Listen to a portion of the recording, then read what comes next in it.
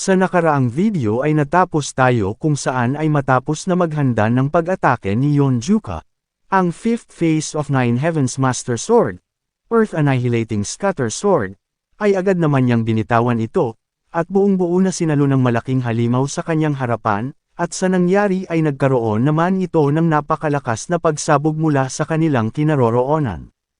Sa isip naman ng matanda ay labis itong namamangha, at kagaya nga ito ng kanyang inaasahan sa lakas na mayroon ang isang Yonjuka, at mukhang nagawa na niyang malagpasan ang realm lagpas pa sa umiiral sa mundo, upang magawang matalo ang isang napakalakas na halimaw gamit lamang ang isang pag-atake, subalit sabi nito na may kung anong kakaiba sa mga nangyayari.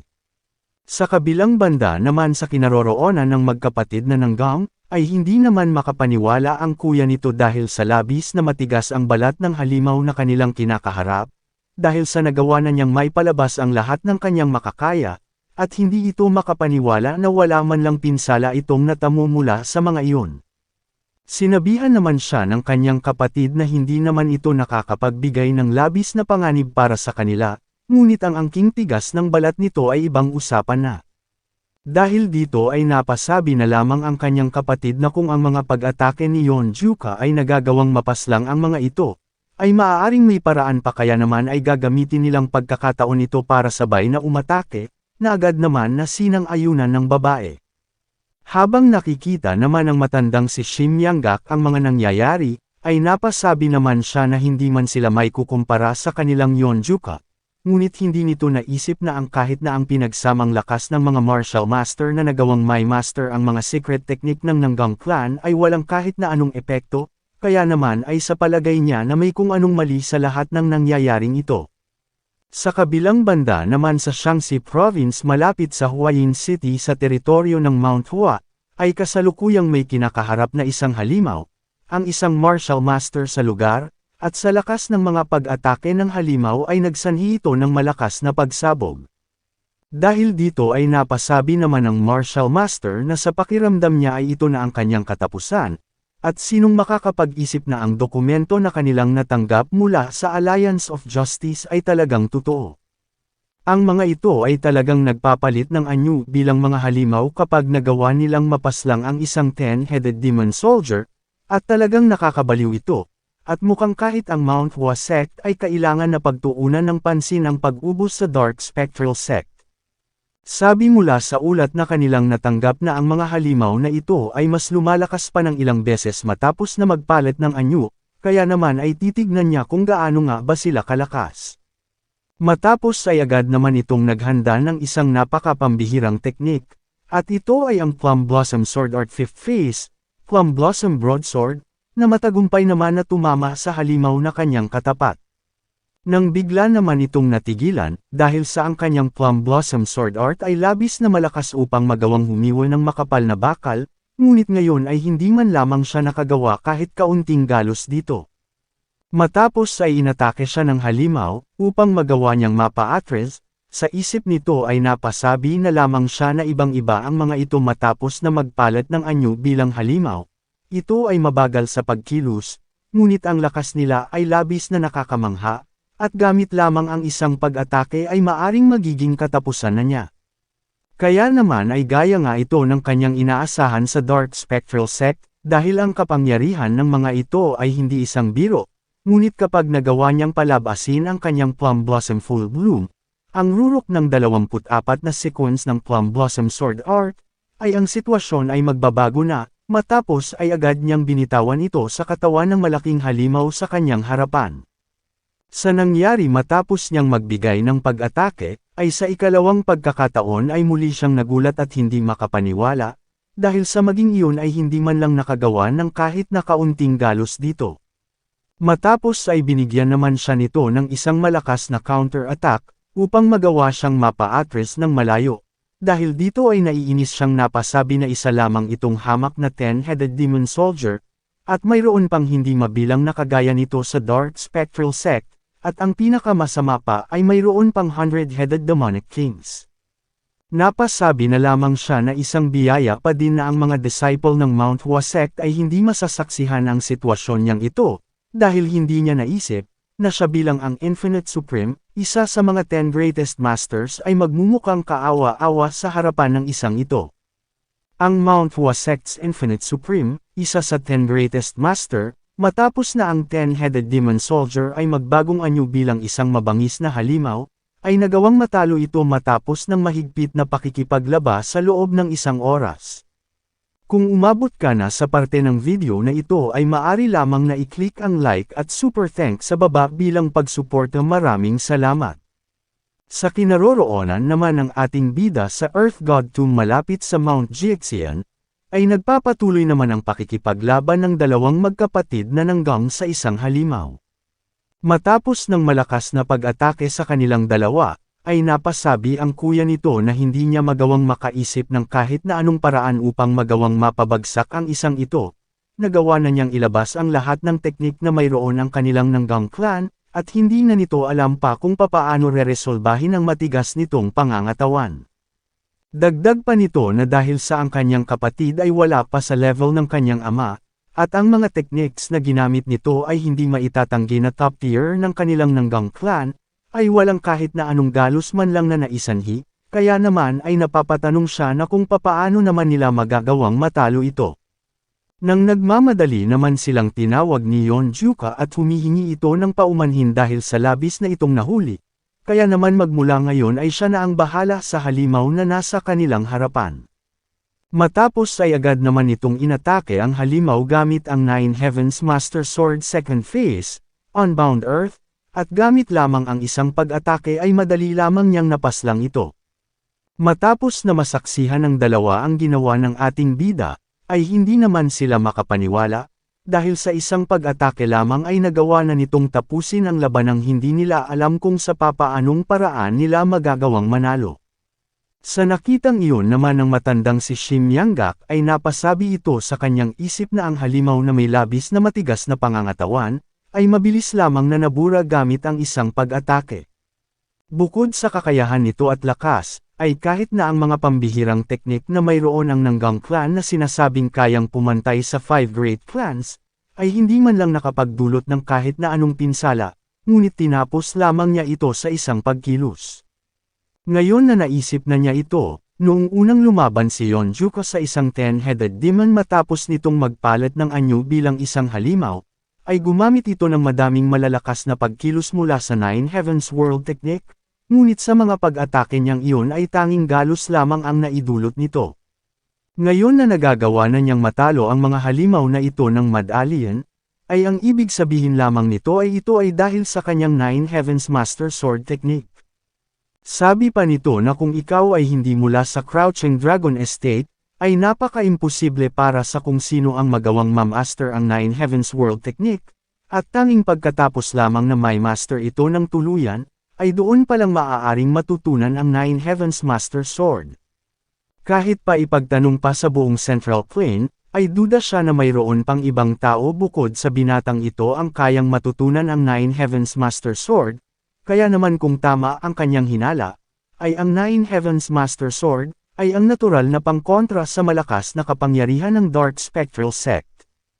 20 taon na ang nakakalipas, ang rason kung bakit ang Moon-slashing swordsman na si Yon Muryong ay nagawang masira ang buong Dark Spectral Sect, ay dahil siguro sa kakaibang kapangyarihan ng Nine Heavens Master Sword. Maaring hindi magustuhan ito ni Yonjuka, ngunit kasalukuyan na niyang tinatahak ang landas na kaparehas na tinahak ng kanyang ama noon, ang Reaper ng Dark Spectral Sect. Matapos nito sa kabilang banda, dahil sa pagkakatakas ng 10-headed demon soldier ng Radiance Manor, ay ang insidenteng iyon ay naipaalam ng buong detalye sa buong Dark Spectral Sect. Dahil sa ang Dark Spectral Sect ay idineklara na nila ang kanilang pagbabalik sa martial world, ay ito pa lamang ang kanilang kauna-unahang ulat para sa kanilang pagkatalo, at madaming puwersang militar ang nawala sa kanila. Sa nangyari ay galit naman patungkol dito ang Dark Spectral Sect 100-headed demonic kings, ang Mount Wu goddess na si Limei Hua, at napasabi na dahil sa nawalan sila ng 2 10-headed demon soldier na nagawang maitanim sa Bandit Union, ay ibig sabihin lamang nito na hindi lamang isang beses nagbigay ng komunikasyon ang mga ito sa Mount Wu dwelling. Ang bawat hideout ay kahit papaano ay may dalawang naka-assign na 10 piling-piling mandirigma na pinamumunuan ng 10-headed demon soldier, ngunit ngayon ay walang kahit na isa sa mga ito ang nagawang makaligtas. Agad naman na humingi ng paumanhin ang isa sa kasamahan nito at sinabi na noong nagawa nilang magtungo sa lugar at kumpirmahin ito, ay walang kahit na isa ang nagawang makaligtas. Higit pa ay nalaman niya na bukod sa kanilang cult ay ang Radiance Manor ay nagdanas din ng labis na pagkaubos. Sabi ng isa na nawalan ang mga ito ng dalawang 10-headed demon soldier kasama doon ang isa sa black-white twin demon na si Jiang Danpaiong. Napasabi naman ng isa na mukhang ang Bandit Union sa ilalim ng head sentinel na si Yon Juka, ay nagsimula na ng kanyang kampanya upang ubusin ang Dark Spectral Sect sa loob ng Bandit Union. Dahil dito ay napasabi naman siya na masiyadong mapangaas ang head sentinel na iyon. Kaya naman ay tinanong nito ang kanyang mga kasamahan na kung hindi ba nila matitipon ang iba pang mga 10-headed soldier na hindi pa nakakapunta sa kanilang hideout at ubusin ang mga ito sa isang pagsugod lamang. Agad naman na sumagot ang isa at sinabi na para sa bagay na iyon, ay kahit ang 4 na 10-headed soldier ng Radiance Manor na umatake ng sabay-sabay, ay hindi din umubra at tanging 2 lamang sa mga ito ang nakatakas ng ligtas, dagdag pa ng isa na mayroong usap-usapan na ang lakas na mayroon ang isang head sentinel ay kahalintulad sa lakas ng mga 10 greatest masters. Bukod pa doon ay nalaman din nila na ngayon ay sinusuportahan ito ng Nanggang clan, kaya naman ay kahit magpadala pa sila ng ilang mga piling-pili na mga mandirigma, ay babagsak lamang sila na parang mga tuyong dahon sa mataas na puno.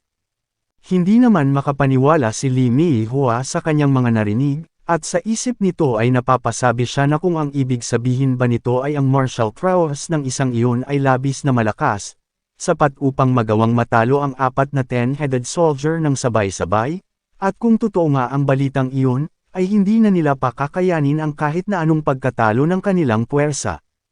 Bukod pa doon ay ngayon ay ang Nanggang clan ay nanghimasok na din sa usapan, ngunit naiintindihan niya din ang rason kung bakit may galit ang mga ito sa kanya, kaya naman ay tinanong nito ang kanyang mga kasama na kung noon ba ay nagawa ba talaga nilang mapaslang ang Sword King na si Nanggang Bayuk.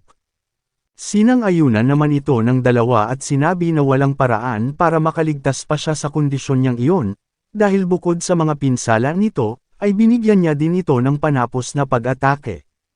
Hindi man nila magagawa ng maibalik ang ulo nito at maipakita, ay nakakasigurado sila na patay na ito, puwera na lamang kung ibabalik siya ng Diyos para mabuhay muli, dahil wala nang kahit na anong tsansa pa para sa kanya na makita nilang muli ang taong iyon.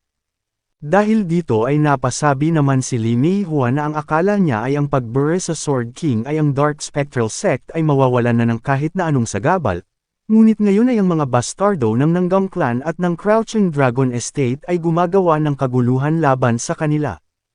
Kaya naman ay sinabi nito sa lahat na hindi na nila pa ipagsasawalang bahala ang bagay na ito, matapos ay inutusan niya ang lahat na dalhin dito ang lahat ng mga nakakalat na puwersa ng kanilang cult sa mga stronghold ng Bandit Union at sabihan na magtipon ang lahat sa lugar na ito sa Yangtze River Hideout. Dahil sisiguraduhin niya ang kanilang paghihiganti at mangyayari ito, dahil siya mismo ang kikilos ng personal upang paslangin ang head sentinel ng Bandit Union, sa kaparehas naman na oras sa lugar ng Mount Wudang, kung saan ay iilan lamang ang maaaring makapasok. Sa isang tagong lugar malapit sa bangin ng kabundukan ng Mount Wudang, ay ang halos mamamatay ng apoy, ay muling nag-uumpisang lumiyab. Kalipas naman ng ilang araw sa ilog malapit sa Yangtze River Hideout, ay ang lahat ay naaalarma dahil sa pagsugod ng grupo nila Yon Juka, kaya naman ay iniutos ng pinuno ng Black Shadow Squad na palibutan ang mga ito, at sinabi na kung sino man ang makakapagdala ng ulo ng kung sino na tinatawag na Head Sentinel ay mapopromote bilang isang 10-headed soldier. Dahil dito ay naging agresibo naman ang mga mandirigma nito dahil sa magandang alok kapalit ng pagpaslang sa ating bida, nang bigla naman na napaiwas dito si Yon Juka at napaatras sa dikalayuan. Sinundan naman ito ng iba pang mga mandirigma ng Dark Spectral Sect at sabay-sabay na sumugod sa ating bida. Kaya naman ay napasabi na lamang dito si Yon Juka na kung bakit ang mga miyembro ng Dark Spectral Sect ay labis na matataas ang mga kumpiyansa, At hindi ba alam ng mga ito na kahit ang 10-headed soldier na ipinagmamalaki nila ay walang panama sa kanyang lakas, kaya naman ay tinanong nito ang mga papasugod na kung iniisip ba nila na magagawa ng mga ito na makuha ang kanyang ulo, ay nagkakamali sila. Matapos ay sabay-sabay naman na pinatumba ito ng ating bida sa isang pagwasiwas lamang ng kanyang sandata, at napasabi na malinaw na hindi pinapahalagahan ng mga ito ang kanilang mga buhay upang maglakas ng loob na sabudin siya. Nang bigla naman na sinabi ng isa na huwag nitong mamaliitin ang kanilang Black Shadow Squad, at agad na inatake si Yonjuka, ngunit mabilis naman na dinepensahan ito ng ating bida sa pamamagitan lamang ng paglagay ng kanyang espada sa kanyang likudan. Sa nangyari ay nagulat naman na napasabi sa kanyang isip ang umatake na mas malakas pa ito kumpara sa kanilang inaakala, bukod pa doon ay napakadami na nitong labanan na nasamahan laban sa mga kilalang mga mandirigman ng Order Sect, ngunit hindi pa siya nakakakita ng ganitong klase ng halimaw. Matapos ay agad naman na ginamit dito ng ating bida ang kanyang sword controlling technique, at agad na pinaslang ang nagsubok na umatake sa kanya, na agad naman nitong ikinamatay. Nang bigla naman na dumating si Shin Yanggak at napasabi na mukhang napakadami ng mga ito na sumusugod sa kanila, at hindi nito naisip na nagtipon ang lahat ng mga ito sa entrance ng kanilang hideout, at sa tingin niya ay isa itong mainit na pagtanggap para sa kanilang pagdating sa kanilang kuta. Napasabi naman ang ating bida sa pinuno ng hideout na sa tingin niya ay tapos na ito sa pagpapanatili nito sa kanyang pagtatago, at habang kinukuha nito pabalik ang kanyang sandata, ay napasabi ito na mukhang ibinubuka na nito ngayon ang kanyang mga pangil. Sa loob naman ng kuta ng mga ito, ay nagmamadaling nagre-report ang isang nakaligtas sa naganap na pagsalakay ng grupo ng ating bida, at sinasabi nito sa Mount Goddess na ang mga kaaway ay patungo na sa kanila, at ang mga ito ay halos 5 kilometro na lamang ang layo mula dito, at para sa kasalukuyan ay ang kanilang mga bantay at mga dagdag puwersa na nagtungo doon ay tuluyan ng naubos. Sabi pa nito na mukhang sa kahit na anong oras lamang ay magagawa na nilang makapasok sa kanilang hideout, napangiti naman ang 100 Demonic King na si Limi Hua, at napasabi na titignan niya kung ano ang patungkol sa sinasabi ng mga itong head sentinel na si Yonjuka, at kung ano ang itsura ng mukha nito.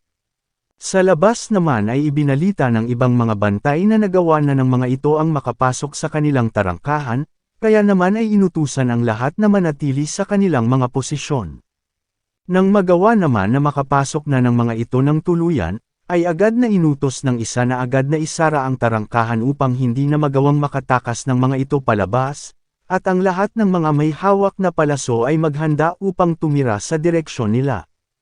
Matapos na maisara, ay agad naman na inutos ng pinuno ng mga ito na agad na pakawalan ang mga palaso sa mga nakapasok, na agad naman na sinunod ng mga ito, at matagumpay na tumama sa mga pumasok sa kanilang teritoryo. Nagulat naman ang ilan sa mga ito dahil sa hindi man lamang nila ginawa ang umiwas o gumawa ng kontra-atake, at mukhang may mali sa mga nangyayaring ito, kaya naman nang makita nila ito ng malapitan, ay nakita nila na ang mga ito ay mga scarecrow lamang.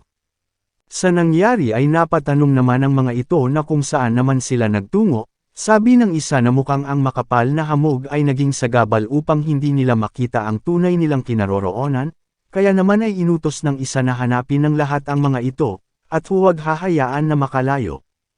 Kung umabot ka na sa parte ng video na ito ay maari lamang na i-click ang like at super thanks sa baba bilang pagsuporta. Maraming salamat.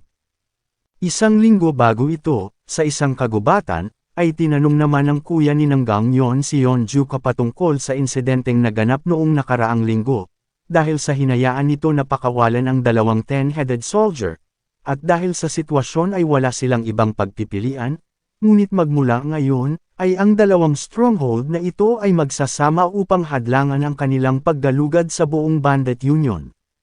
Napasabi naman si Yanggak na gaya nga ng sinabi ng swordsman ng Gang ay ang pagpapatuloy sa kanilang pagpapatrol ay maaaring maging mapanganib na, at ang kasunod na mountain hideout ay siguradong madaming mga nakaabang na mga Dark Spectral Elite. Dagdag pa nito na kung ikukonsidera kung gaano kapanganib ang dulot ng 4 na 10-headed soldier na kanilang nakaharap, ay ang kasalukuyan nilang puwersa, ay ang paglaban sa mga ito ay napaka-imposible. Sabi pa nito na kapag ang isang 100-headed demonic soldier ay nagawang makisali dito, ay hindi na matatawag na isang labanan iyon, ngunit isang pagpatay na mula sa puwersa ng mga Dark Spectral Sect, at ang padalos-dalos na pag-atake ay magsasanhi lamang ng walang saysay na sakripisyo, kaya naman ay bakit hindi muna sila umatras at ayusin muna ang kanilang magiging stratehiya. Sinang-ayunan naman ito ni Yonjuka at napasabi na may punto ang sinasabi ng matandang si Shim Yanggak. Dahil sa totoo lamang ay hindi pa nito nakita kung gaano kalakas ang isang 100-headed demonic king, ngunit kung magpapakita ito kasama ng hindi mabilang na mga 10-headed soldier, ay ang kanilang puwersa ay nasa hindi magandang sitwasyon, at kahit na masabi nilang magawa nga ng mga ito na mapaslang ang isang 10-headed soldier ng paisa-isa, ay hindi nila alam kung anong klase ng halimaw ang magiging anyo ng mga ito. Napasabi naman si Gangyon na kahit magpatuloy sila o hindi sa pagpapatrolya ay ang sitwasyon ay hindi pa din naman magbabago, dahil ang Radiance Manor at ang Mount Wu dwelling ng Dark Spectral Sect ay makikita sa di magkalayong lugar, at kahit pa ibahin nila ang kanilang daanang tatahakin, ay hindi nila magagawang maiwasan ang mga pagsalakay. Sa halip ay kailangan nilang magpanggap sa pagpapatuloy sa pagpapatrolya upang magawang mautakan ang kanilang mga kalaban, at hayaan ang parating na Alliance of Justice na umatake mula sa kanilang likudan. Agad naman na sinang-ayunan ito ng kanyang kuya, nang napasabi naman ang kasama nila na nakita nito ang sagot sa sulat na mula sa Alliance of Justice noong nakaraang araw, at ayon dito ay maglulunsad ang mga ito ng digmaan. Ang mga ito ay pinamumunuan ng 3 sa mga 10 Greatest Master, at ilang daang mga martial arts elites na sumagot sa pagpapatawag na isinagawa sa buong Murem sa kada sect division. Sabi ni Gangyon na dahil sa ang parehas na sect division ng Dark Spectral Sect ay nakafocus lamang sa kanila, ay ang mga ito ay hindi alintana na ang mga puwersa ng Alliance of Justice ay nagawa ng makisali sa labanan, kaya naman ay ang ibig sabihin lamang nito ay sila ang magiging pain sa taktikang ito. Napasabi naman si Yanggak na kung magagawa ba nilang matagalan ang plano na iyon hanggang sa magawa na ng mga Alliance of Justice na makidigma sa mga ito. Sumagot naman ang dalaga at sinabi na sa kasalukuyan nilang estado ay hindi, ngunit kung magagawa nilang gamitin ang lokasyon sa Yangtze River Hideout, na kasalukuyang kontrolado ng Mount Wu Goddess na si Li Meihua, ay maaaring maging posible ang kanilang plano. Sabi pa nito na ang lugar na iyon ay kilala sa pagkakaroon ng makapal na mga hamog, at ang kagubatan malapit sa ilog ay ang magpapadali ng kanilang pagtatago, at sapat na iyon para sa kanila na makapagbigay ng sapat na oras hanggang sa makarating ang puwersa ng Alliance of Justice. Subalit sabi nito na hanggang sa magawa nilang makapasok sa Yangtze River Hideout, ay ang kanilang mga kaaway ay inaasahan na magbibigay ng kanilang buong puwersa upang salubungin sila. Susubukan ng mga ito na ikulong sila sa loob ng kanilang hideout upang mas madali ang pagpaslang ng mga ito sa kanila, at ang halos lahat ng puwersa ng mga ito kagaya ng 10-headed demon soldier ay nasa loob ng sect division na iyon. Kaya naman ay kailangan nilang maghiwalay bago pa magawang makapasok sa tarangkahan ng mga ito upang magdulot ng matinding kalituhan, at hayaan na sundan sila ng puwersa ng mga ito upang mapakalat ang kanilang puwersa habang hinahabol sila at magbigay ng pagsasayang ng oras sa abot ng kanilang makakaya. Sabi naman ng kuya nito na naiintindihan niya ang plano sa pagkuha ng oras para sa pagdating ng puwersa ng Alliance of Justice. Ngunit kapag hinati nila ang kasalukuyang puwersa nila gaya ng suhestyon ng kanyang kapatid, ay hindi ba magiging napakahirap para sa kanila ang matagalan ito bago pa magawang makarating ng karagdagang puwersa ng Alliance of Justice? Sinagot naman ito ng ating bida at sinabi na kung ito ang kaso, ay magpapadala siya ng request para sa karagdagang puwersa mula sa Bandit Union. Napasabi naman ng matandang si Shim Yanggak na naiintindihan niya, dahil sa ang Bandit Union ay mayroong mga mountain hideout sa buong Central Plain, kaya naman ay magagawa nitong makapagpadala ng mga suporta sa lalong madaling panahon. Bukod pa doon ay kapag ito ay manggagaling sa ating bida ay nakakasigurado siya na tatanggapin ito ng lahat ng walang kahit na anong pag-aalinlangan, Ngunit galit naman siyang sinabihan ng ating bida na kung talagang naiintindihan niya iyon ay bakit hindi na siya kumilos at agad na magpadala ng mensahe gamit ang uwak sa Bandit Union, na agad naman na sinang-ayunan ng matanda at sinabi na agad na siyang kikilos.